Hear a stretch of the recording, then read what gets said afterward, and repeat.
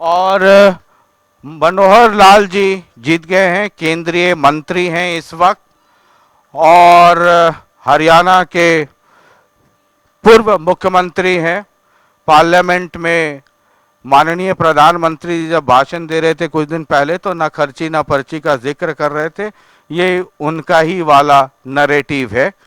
आप तक आवाज आ रही है सर? हाँ, आ रही है। जी, बहुत बहुत शुक्रिया जुड़ने के लिए। धन्यवाद। ये रुझान आ रहे हैं, जी नतीजों में तब्दील होते जाएंगे। जी जी। किस रूप में आप इसको देखते हैं फिलहाल अभी आप?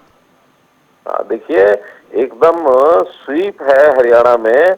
और मुझे इस बात की आपको बताते हुए खुशी हो रही है कि 2014 के बाद हम जितने भी चुनाव लड़े हैं, चाहे वो स्थानीय निकाय के हों, चाहे विधानसभा के हों, और चाहे लोकसभा के हों, सभी में हम लगातार स्वीप करते हैं। एक भी अवसर हमने गंवाया नहीं है।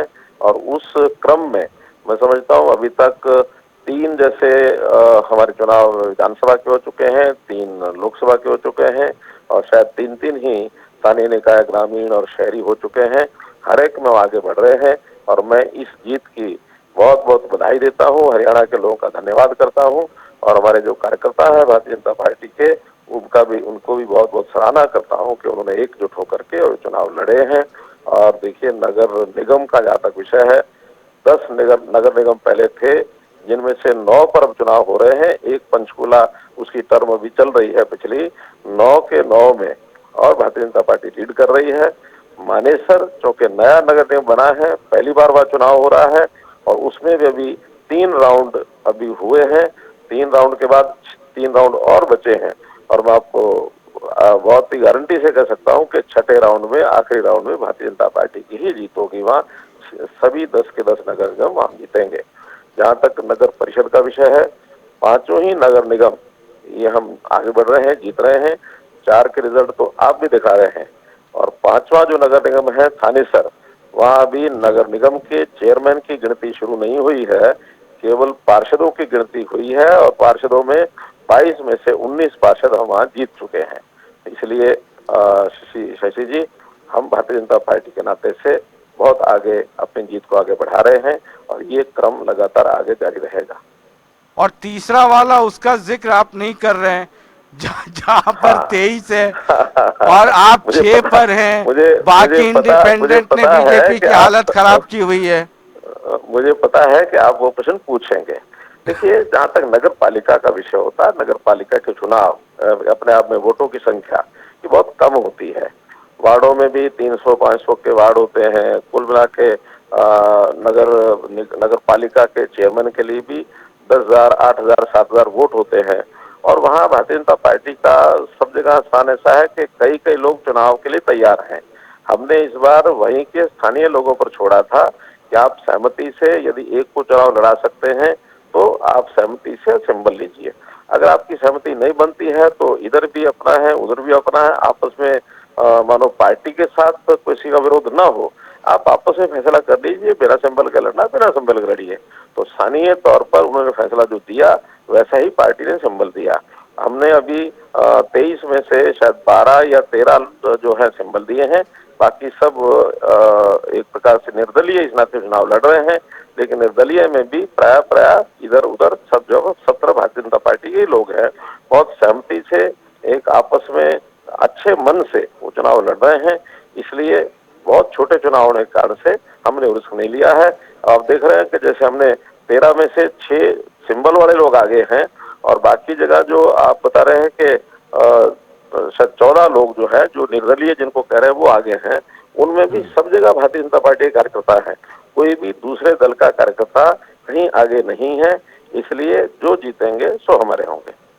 तो ये तो अपोजिशन वाले लोग कहते ही हैं मनोहर लाल जी, कि लड़े कोई भी, नहीं जो जीत गया वो अपना ही होगा बीजेपी का। नहीं, ऐसा नहीं है। वो तो हमने अपने लोगों पर वहां छोड़ा हुआ है। हमने कोई जी वहां झगड़ा नहीं है। वहां लोकल लेवल पर जो वहां की इकाई ने कहा, हमने वो काम किया। और उसमें हमारे अपने कार्यकर्ता जो है, एक से ज्यादा जहां लड़ने वाले तैयार थे, क्योंकि सहमति तो आखिर बनानी होती है। या तो वो सब मिलकर सहमति बनाए कि हाँ, हम बीजेपी के सिंबल के ऊपर सब लोग मिलकर लड़ेंगे, लेकिन जब लगता है कि मेरे अपने व्यक्तिगत वोट हैं, वो कहता है मेरे अपने व्यक्तिगत वोट हैं, हम जीत सकते हैं, कहीं भी 500-700 वोट से, 200-400 वोट से जीत हार होती है। तो इसलिए सिंबल के कारण से कई बार ये विपक्ष के लोग भ्रम डाल देते हैं कि सिंबल के खिलाफ सब एक हो जाओ, तो उसमें बल्कि नुकसान ज्यादा होता है। हमको लगता है कि हम जो जितने 12 या 13 चुनाव सिंबल पर लड़ रहे हैं, हम उसका दिखाएं कि उसमें सिंबल वाले जो 6 लड़ रहे हैं, बाकी जो 6 सिंबल वाले नहीं लड़ रहे, सिंबल वाले नहीं आगे बढ़ रहे, वहां जो निर्दलीय बढ़ रहे हैं वो भी अल्टीमेटली बीजेपी के ही लोग हैं।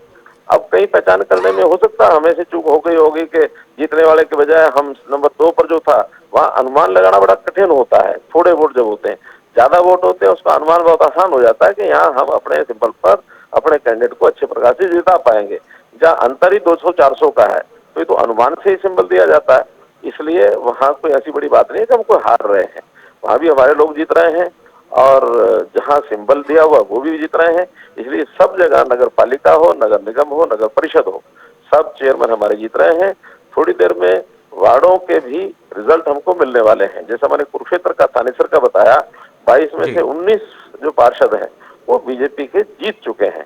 तो इसलिए बाकी अनुमान कि आप तो दिखा नहीं रहे हैं, इसलिए हमें नीचे अपने पार्टी के लोगों के माध्यम से ही वो सारी जानकारी लेनी पड़ रही है, तो आपको उसकी जानकारी भी देंगे। मुझे लगता है कि जरूर 80-90% पार्षद वो सारे भारतीय जनता पार्टी के जीतेंगे, और मैं पुनः भारतीय जनता पार्टी की ओर से हरियाणा की जनता को बहुत बहुत धन्यवाद करता हूँ, बधाई देता हूँ। जी, एक सवाल ये है, पॉलिटिकल एनालिस्ट कई ये कहते हैं इस निगम चुनाव में कांग्रेस का मनोबल टूटा हुआ था, इंटरनल उगापोह की स्थिति है कि अध्यक्ष कौन होगा, एलओपी कौन होगा, पूरे पार्टी में, हम सिर्फ अभी हरियाणा की ही बात कर रहे हैं, एक लीडरशिप को लेके असमंजस की स्थिति बनी हुई है। दूसरी तरफ जेजेपी कहाँ है, इतना मोरल डाउन है कि उनका अभी पता नहीं है। आईएनएलडी थोड़ी बहुत प्रेजेंस दिखी वो सिरसा के इलाके में, उसके बाहर वो कहीं दिखे नहीं। आम आदमी पार्टी दिल्ली हारने के बाद उनके कार्यकर्ताओं का मोराल बहुत डाउन है। तो एक से बीजेपी लड़ रही थी, अकेले आप इस दौड़ में थे, फर्स्ट आइए या लास्ट आइए फर्स्ट ही माना जाएगा। देखिए शशि जी, लोकतंत्र तो लोकतंत्र है। लोकतंत्र में 5 साल के बाद इस प्रक्रिया में से एक निकलना हमारी एक संवैधानिक, जिसको कहना चाहिए, एक आवश्यकता भी है, हमारी व्यवस्था भी है। आखिर ऐसा नहीं हो सकता कि सामने जो लोग हैं, विपक्ष के लोग, उनका मोरल डाउन है या टूटा हुआ है, इसलिए बिना चुनाव के ही किसी पार्टी को जो आगे है उसको जीता घोषित कर देंगे, ऐसा तो हो ही नहीं सकता। आखिर तो चुनाव तो होगा, चुनाव आयोग की व्यवस्था है, 5 साल के बाद पिछली टर्म खत्म होगी, अगला फिर घोषणा होगी, फिर चुनाव होगा। और कांग्रेस का मनोबल आज टूटा ऐसा नहीं है, वास्तव में तो हरियाणा में 2014, पूरे देश में 2014 में ही और कांग्रेस का मनोबल टूट गया था जब मोदी जी ने कहा कि अब हमने कांग्रेस मुक्त भारत बनाना है। तो कांग्रेस मुक्त तो उसी समय हम एक एक करके प्रदेशों में आगे बढ़ते चले गए, कांग्रेस मुक्त होती चली गई। आज देश में कांग्रेस कहीं भी नहीं है। अगर 2-3 प्रदेशों में कांग्रेस की आज सरकारें हैं, चाहे हिमाचल में है और चाहे आपके कर्नाटक में है, ये सब वो अपने ही बलबूते पर हैं। कोई कांग्रेस का यानी नेतृत्व के नाते से, कांग्रेस पार्टी के नाते से वहाँ सरकारें ऐसा है, ऐसा नहीं है। वो अपने नेतृत्व के कारण से है, और ये भी उनके ऊपर कोई पकड़ अपनी रखते नहीं है। जहाँ ही थोड़ा सा विषय बदलेगा, उस नाते से वहां भी भारतीय जनता पार्टी आएगी, चाहे हिमाचल हो चाहे कर्नाटक हो, बहुत जल्दी आने वाले हैं। एक और सवाल है, क्योंकि आप इतने लंबे अरसे तक हरियाणा में मुख्यमंत्री रहे हैं, बहुत सारे ये जो पॉलिसीज़ हैं, ऑनलाइन पॉलिसीज़ हैं, उनकी नींव रखी है। प्रधानमंत्री भी अपने भाषण में लोकसभा में, उच्च सदन में ये कहते हैं कि ना खर्ची ना पर्ची का जिक्र करते हैं। ऑपोजिशन के लोग ये कहते हैं कि एक तरफ बीजेपी ये कहती है सबका साथ सबका विकास, दूसरी तरफ ये कहती है कि हमारे इंजन जो 2 इंजन है उसमें 1 इंजन और लगा दो तो जो डेवलपमेंट की गति है वो थोड़ी तेज हो जाएगी। मतलब अगर ऑपोजिशन का कोई जीत जाए तो वहाँ डेवलपमेंट स्लो होगा, अगर बीजेपी का जीत के तीसरा इंजन लगा दे तो वहाँ डेवलपमेंट थोड़ा ज़्यादा होगा। ये कॉन्ट्रडिक्ट नहीं करता आपकी दोनों स्टेटमेंट या फिलॉसफीज को? देखिए शशि जी, विषय तो ये है कि हम भारतीय जनता पार्टी की कार्य पद्धति को ये मानते हैं कि सबके साथ, हम सबका साथ, सबका विकास, सबका प्रयास और सबका विश्वास इस बात पर अगर हम काम करते हैं तो ये सबके लिए काम करने की गारंटी भारतीय जनता पार्टी देती है। कांग्रेस की और भारतीय जनता पार्टी के रूलिंग में एक ही अंतर है कि कांग्रेस सिलेक्ट करती है, चूजी है, वो बिल्कुल सिलेक्ट करके काम काम कराना है, काम काम नहीं कराना। उनके लोग खुल के बोलते हैं कि तन्ने गुणा वोट दिया था, मैं तेरा काम क्यों करूं। ये आम जनता, भारतीय जनता, हरियाणा की जनता जानती है। भारतीय जनता पार्टी ही है, जब आते हैं तो हम सबके इलाकों में काम कराते हैं। हमने, आपको ध्यान होगा 2014 में जब मैं मुख्यमंत्री बना, मेरी विधानसभा के पहले सत्र में घोषणा हुई थी कि जितने 90 विधायक हैं, सब विधायकों के काम 5-5 करोड़ रुपए का काम लेके आओ। हालांकि हमारे लोग कहते थे कि भी आपने कांग्रेस के लोगों को भी दिया। हमारा एक मूल मंत्र है, हमारा एक इस बात का मैं कहता हूँ कि कन्विक्शन है कि पूरे प्रदेश में हमारी सरकार बनेगी, पार्टी भारतीय जनता पार्टी बनाएगी, लोग जो हमारे समर्थक, प्रशंसक, हमारे जो सहयोगी हैं, वो सब मिलकर हमारी सरकार बनाएंगे। लेकिन सरकार बनने के बाद ये सरकार केवल उनकी नहीं है जिन्होंने बनाई है, ये सरकार पूरी जनता की है, पूरे प्रदेश की है। मोदी जी की सरकार पूरे देश के लिए है, देश के 130 करोड़ 140 करोड़ लोगों की है।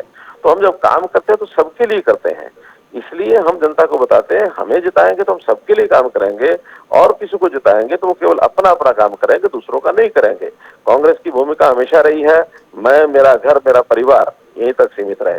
हम जब आए हैं, हमने कहा हरियाणा की जनता, मुख्यमंत्री के लिए हरियाणा की जनता एक परिवार है, प्रधानमंत्री के लिए देश की जनता वो एक परिवार है। हम सबको साथ लेकर चलते हैं। ये अंतर कांग्रेस में, भारतीय जनता पार्टी में है, यही लोगों को बताते हैं। बहुत बहुत शुक्रिया मनोहर लाल जी हमसे बातचीत के लिए। और जलेबी खाने या लड्डू खाने या गुलाब जामुन, आजकल कौन से मिठाई ज्यादा प्रचलित है बीजेपी में? हरियाणा और महाराष्ट्र और दिल्ली में खाए हैं।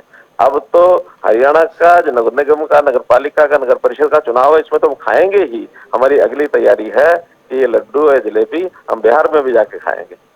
अच्छा, अब नजर नजर लेकिन आपको याद रखना चाहिए, पिछले चुनाव में बीजेपी दफ्तर पटना में पहले ही पटाखे लोगों ने छोड़ने शुरू कर दिए थे, लड्डू बांटना शुरू किया, और 10-11 बजते बजते न लड्डू वाला कहीं दिखा न पटाखा वाला कहीं दिखा। ये बिहार के पटना में ही हुआ था। ऐसा नहीं है, बिहार पटना हमारी एक सांझी, एक एनडीए की सरकार चल रही है। अभी अलग बात है, कुछ लोगों ने समझा होगा कि केवल बीजेपी आगे रहेगी, लेकिन हमारा जो राष्ट्रीय दृष्टिकोण है कि हम वहाँ एनडीए को आगे रख करके और चलाएंगे। एनडीए की सरकार ही हमारे लड्डू और जलेबी का आधार बनेगी। बहुत बहुत शुक्रिया बातचीत के लिए, बहुत बहुत शुक्रिया समय देने के लिए, बहुत बहुत शुक्रिया।